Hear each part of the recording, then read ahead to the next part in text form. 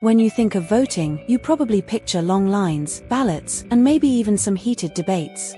But have you ever wondered how elections came to be, or why the US system is so complicated?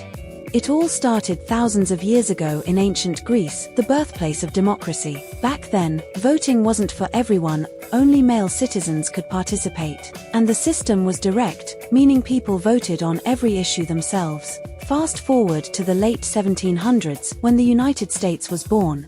Inspired by ancient democracies, the Founding Fathers created a system where citizens could vote for representatives to make decisions on their behalf. Sounds simple, right?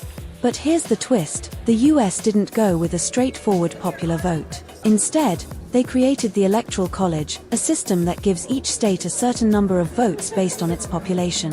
It's why candidates can win the presidency without winning the most votes nationwide, something that's happened 5 times in US history. And let's talk about who could vote. For most of American history, voting was limited to white, landowning men. It took decades of protests, amendments, and legal battles to expand voting rights to women, Black Americans, and other marginalized groups.